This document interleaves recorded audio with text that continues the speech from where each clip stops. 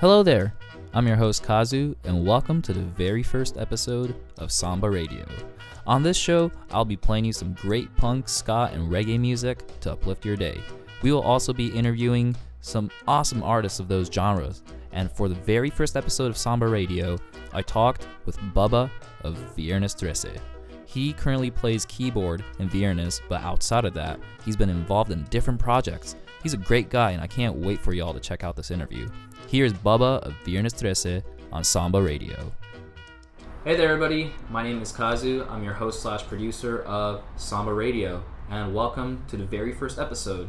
And today, we have a very special guest. He's been in the ska scene in Los Angeles for a very long time. We have Bubba from Viernes. Trece. There we go. People, if you're in Orange County, you might know this as Viernes 13. But I've been in... This is crazy. We're doing this thing right now, and there's a TV on, and I have ADHD, and there's this comedian I know from the LA scene that's on this commercial, and it's crazy. Oh, shit. Yeah. So anyways. Yeah, no, thanks for being on the show. That's crazy. Yeah, for sure. I've been around here, LA, and doing ska stuff for... since the early 2000s, 2002, 2001. Okay.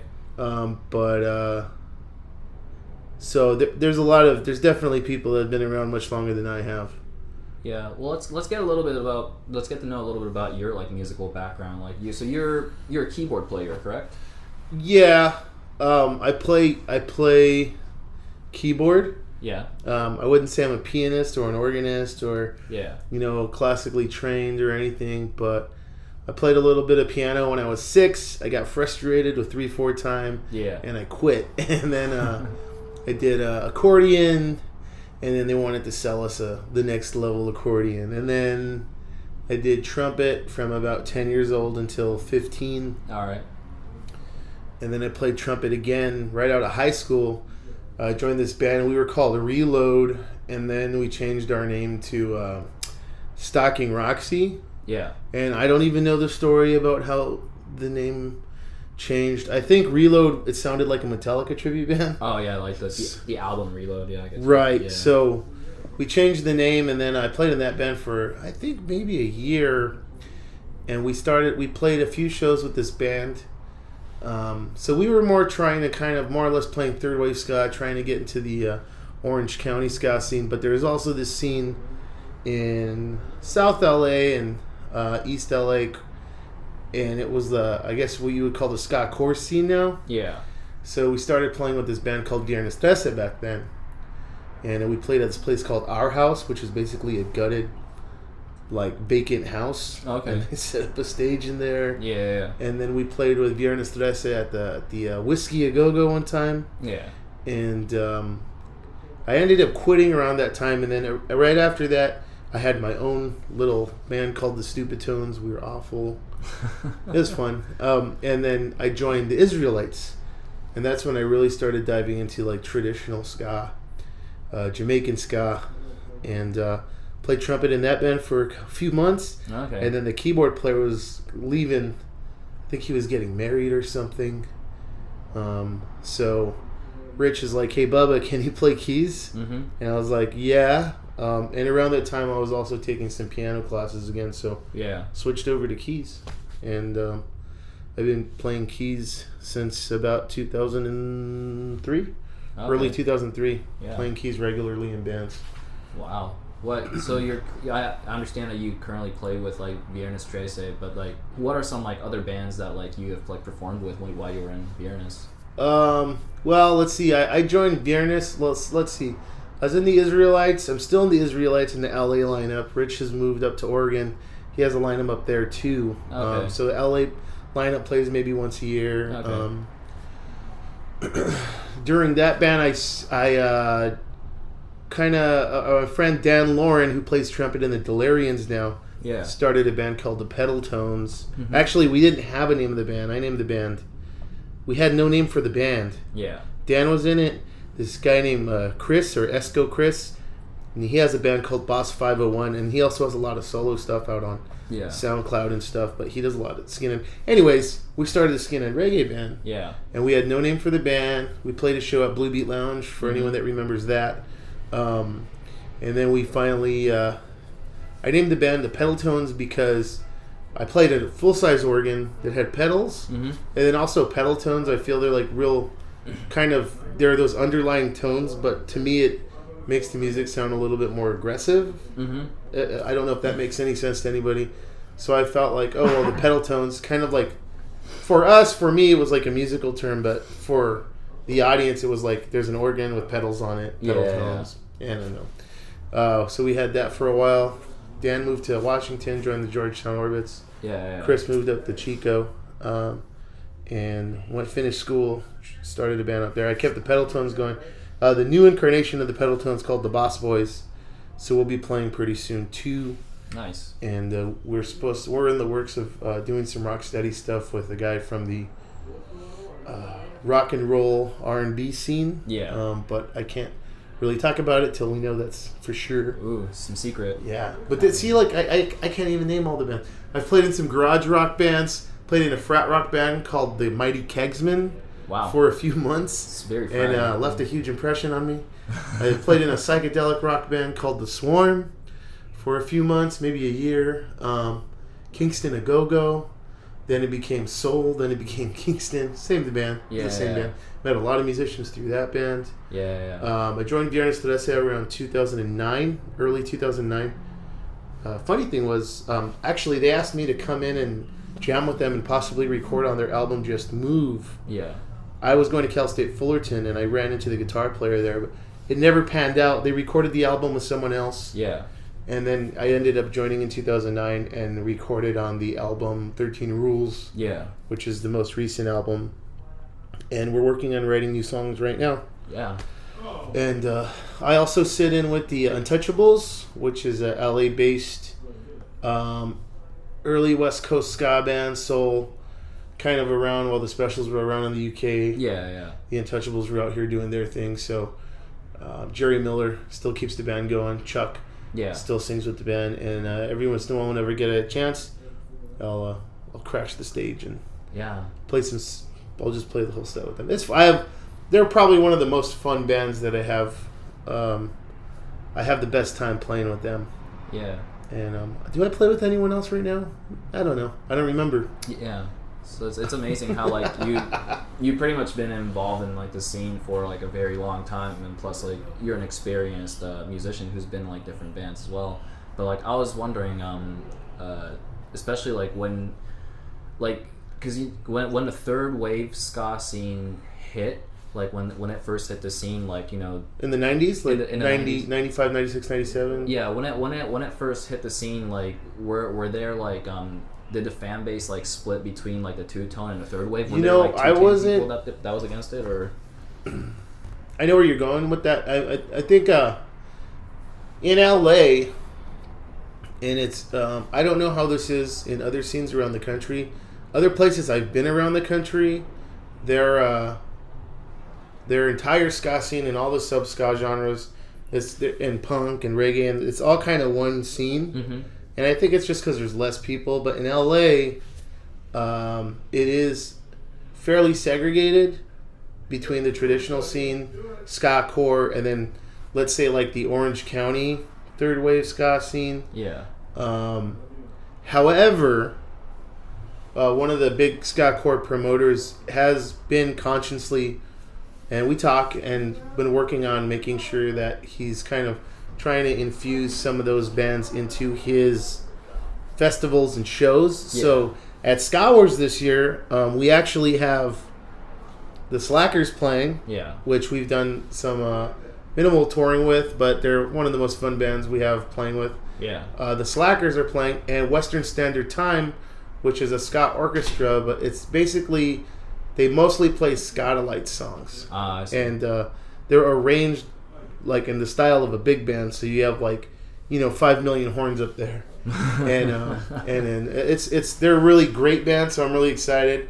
Plus you have the Steady 45s playing and Jackie Mendez. So you have this representation of the traditional ska scene in this festival that's typically dominated by ska core Mm-hmm. bands. But Ska Wars, yeah. So he brought in the Toasters too the past few years. So it's just great to see that, and I feel like a lot of that ska core scene they're into this stuff. You know, they're very open. Not to talk trash on the LA traditional scene or anything like that, but you know, you got your styles of music that you're into, and some people are just really into the traditional ska. Yeah. They're not into the other stuff, and you know, no harm. Yeah. But I'm really glad that this promoter is making an effort to really grow all the scenes and kind of bring them together. Yeah. In your experience, like, do you enjoy like doing touring, like, you know, or is it like is it hard as like you know, somebody like who's done it enough times? Like, do you ever get sick of it? Tour is weird. Now I've never done any extensive touring. Yeah. I've never been on the road for more than maybe a week, but it's exhausting. Yeah. It's you kind of start hating each other everyone, you know, or not everyone, but you might kind of like someone's little thing might get on your nerves where usually you only have to see them once or twice a week. No big deal, but you're in a van with them, you know, maybe for like 8 hours on the road between cities. Yeah. And so you just it's like being married to multiple people, and you got to be with them there the whole time. It's weird. You can't wait for it to be over, but then you can't wait to get back on the road. I don't know if that makes any sense, but I think for those people that are listening that maybe have toured know what I mean. Yeah. You know, it's great meeting people in other cities, other towns, seeing other bands, seeing what's going on in other parts of the country or in other countries. Yeah. But tour's brutal, man. Yeah. Yeah, definitely, man. And also, you played in like various venues in like LA, but like I don't know, like in your experience of like playing at like house shows and also like venue shows, like do you prefer like more of those like kind of intimate, kind of, you know, smaller shows compared to like bigger stuff? Like what do you think about it? Or what's your take on that? There's pros and cons to every situation. Yeah. I mean, playing a house party, I at this point I would. It depends. Yeah. If I'm in a band and I know we could be playing, you know, better venues than a house party, but then I would rather not play the house party. But if we're doing it maybe for someone's birthday or something like that, you have to have this mentality going into a house show. Yeah. You know what I mean? If it's punk, that's a little bit easier. But with ska and reggae, I mean, you really have to hear everyone. Yeah. And if you're playing at a house show, there's a good chance you're not going to be able to hear everything. Yeah, okay. And for me, it's not that I don't want to play the house show. It's not that I hate house parties. It's just that typically it's just harder to do. And you feel less capable as a musician when you're in those environments. Right, yeah. We played a small show behind a business in South Central once. Yeah. And it was a cool... I mean, like...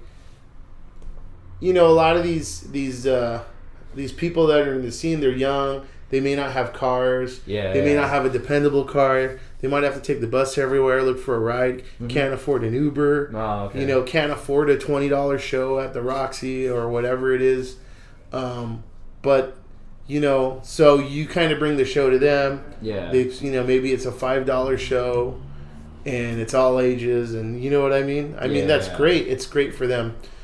But, you know, we were there, and the sound guys couldn't get my keyboard going, and then there was all this delay, and then the band started without me, and I just unplugged my keyboard and I left because I was just like, what am I doing here? I'm going to spend half the set trying to get my keyboard to work? Yeah. You know what I mean? Whereas I know if we play at, you know, the Troubadour, that they're going to take care of us. We're going to get a sound check. We're going to get you know, I'm going to have a monitor. Of course, be able to hear myself. Yeah. So, do I prefer those shows? Yeah, of course. Because I'm going to be able to hear myself, and there's lights and smoke machines, and, you know, if you look cooler, you sound better. Of course, yeah. And so, yeah, I love those. But no disrespect to the small shows. That's where I think we all started. Yeah. What, in your opinion, what do you think was, like, the best show you ever played? Ooh. The most memorable show in your opinion? I think the most memorable show was when I played a show opening for the Scotalites when Lloyd Knibb and Lloyd Brevet were still on drums and bass. Yeah. And I wasn't even in the Israelites that long, and it was like, oh my God, we're playing with the people that created this music. Yeah. That plays such a big role in my life. Yeah. And I think that was probably one of the most memorable shows. Mm-hmm. It was the Israelites, the Debonaires from Riverside, Yeah. and the Scotalites at the Glass House in Pomona. Oh, wow. But I've also gotten to play with Dave Wakeling, Yeah. from the English Beat, like Yeah. at least 6 times at this point. I've got to open up for Lee Scratch Perry, I think 2 or 3 times. Yeah. Who else have we played with? Oh, for my birthday one time. Oh, here's a pretty memorable show. So one of the bands that I really got into when I was in high school was the Aquabats. Yeah. And when I turned 23, my band, the Pedaltones, opened up for the Aquabats at a secret show at Chain Reaction, which is an all-ages venue in Anaheim, California. Yeah. And so it was like the Pedaltones, Go-Go 13, Mm-hmm. whose singer's the brother of the lead singer of the Aquabats, and it was Yeah. his birthday as well. Oh, nice. So it was both their birthdays, and then the Aquabats headlined. Mm-hmm. So that was also a very memorable night, and there was this group of kids that would always come see us play, and it sounds weird that I say group of kids. Anyways, they were younger than me, but I was young at the time too. And, Yeah. I ended up dating one of the girls from that group of kids. Yeah. And then they saw us play with the English Beat, and that was cool. Good times. Yeah. Memories. Yeah, no, those sounds like a list of like just really amazing shows. One last question that I have, before we wrap this up. Oh wait, there was one more show. Which one is it? There was another show that the Pedaltones played on, and it was the Pedaltones. I think a band called Not a Chance from Orange County. They still play. Yeah. The Agrolites and the Scotalites Oh, nice. at the observatory when it was still the Galaxy in Santa Ana. Oh, yeah, that's right. Huh? Yeah, and then we did a mini tour. Viernes also did a mini tour with the Reverend Horton Heat and Cadillac Tramps a couple years ago. Yeah. And as well as we did a mini tour with the Slackers. Oh, okay. So I don't know. I just feel very lucky to have had the experiences that I've had. Yeah, that sounds like it. Especially being in a ska band, how the just the number of members in the band, it's, there's a lot of people in it. So in order to put together shows or trying to get together for anything, do you feel it's really difficult because of the amount of people that you have, or do you always need to have backup if one person can't show up, or how does it work in your experience? I don't know how I've made it work in the past, with the Pedaltones or the Israelites, kind of just being in charge and making sure everybody comes to rehearsal and having usually at least 8 members in the band. Yeah. I mean, an ideal ska band, you're looking at drums, bass, 2 guitars, at least 1 keyboard, and at least 2 horns. Right. You know what I mean? Yeah. Ideally 4 horns, and ideally there'd be a percussionist there too. Yeah. And if you can get another keyboard player, so you're looking at anywhere from 7 to 12, 13 members in the band. Right. I played one time. The Pedaltones did a show at the Blue Beat Lounge end of year party one time. I think we had I got every horn player we ever had on stage. Yeah. That night, and there's probably 10 horns on the stage. Oh my god. And 2 guitars, 2 keyboards, bass, Yeah. drums, and percussion. Yeah. It was nuts. Chris Murray singing Monkey Man. Yeah. And a message to you, Rudy. Yeah. But these days, my band, the Boss Boys, right now, the current lineup, I mean, you're looking at 4 members. Right. And it's because it is difficult to get 7 or 8 members on the same page on board. Right. And I'm 34. It's different when you're 24. But people are getting married, you're having kids. Yeah. You have other responsibilities. I have a full-time job, so it's the balance. It's difficult. Yes, it's very difficult. How do I do it? I'm patient. Yeah. So sometimes I'll go a year without playing in a certain band just because I can't get everybody to get to all the rehearsals. Yeah. And so I need to get the rehearsals together. I mean, But there's another way you could do it. You can get hired guns if you have the right gig. Yeah. You can always money talks, and that's another thing to consider, especially the older you get. Yeah. It's harder to get horn players, and usually you might have to end up just hiring horn players. But ideally, they'd be the same horn players every time. True. Yeah. You know what I mean? So it's very ska band, underappreciated genre. Not very popular in the United States, and very hard to do. So yeah, it's all about the love for the music, and just finding the people that also love the music. Yeah, that's definitely true. Well, I gotta say, Bubba, thank you for being a part of Samba Radio. And do you want to say anything? Well, I mean, would it be cool if I like the idea of interviewing bands from the subculture? Is it cool if I stick around for future shows and co-host? I think that sounds like a fantastic idea. I mean, shit, yeah. please come around and interview bands with us, man. Yeah, I used to do radio in college, so I've been jonesing. Yeah. So yeah, well, then I guess I'll be back next week. Yeah. And we'll have somebody on. Yeah, let's do it then. And, right before we end, I was thinking we should play a Viernes 13 song. Which one would you like to pick for a song to play on the show? I don't know. So I recorded on an album with Viernes 13 called 13 Rules. It came out in January of 2015. Yeah. I think we spent 2 years recording it. Oh, damn. Recorded it with Johnny Avila. Yeah. If you guys know John Avila, he played bass in Oingo Boingo. He produced albums for bands like Real Big Fish. Yeah. Voodoo Glow Skulls. Voodoo Glow Skulls, okay. He produced a song on one of the Madness albums. He produced some songs on Rango. Yeah. Mariachi El Bronx. Mariachi El Bronx, okay. So this song was actually, the album's called 13 Rules, and secret is that this song actually used to be called 13 Rules. That was the working title. But it's called Let Me Tell Ya, and it's the first track on our album 13 Rules. And here it is. All right.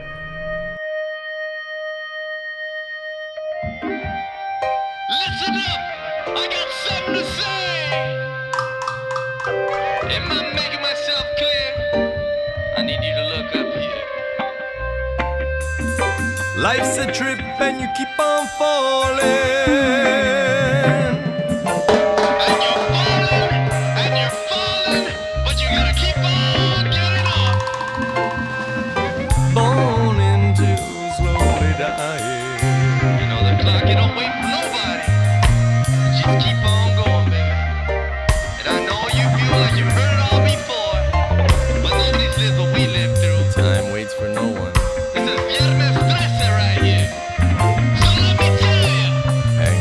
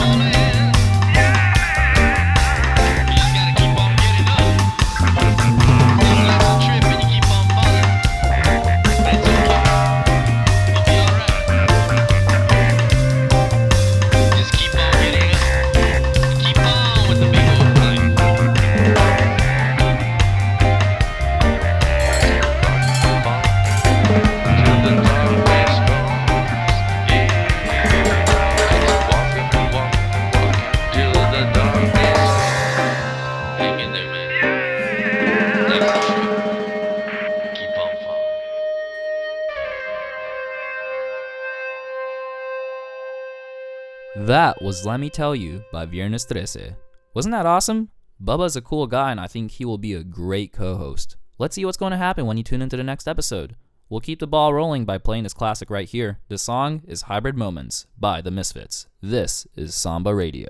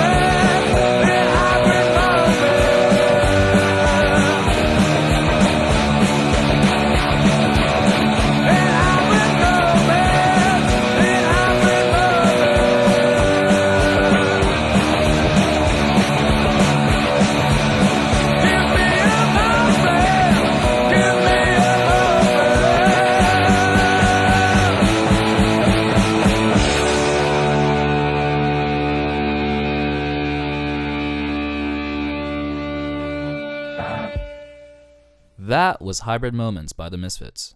Well, I hope y'all enjoy the show. Don't forget to follow the Soulside Productions social media to get more updates on events and for the next episode. I'm your host Kazu, and thank you for tuning in. Let's close it with a song by the Steady 45s. It's called I'm in Love.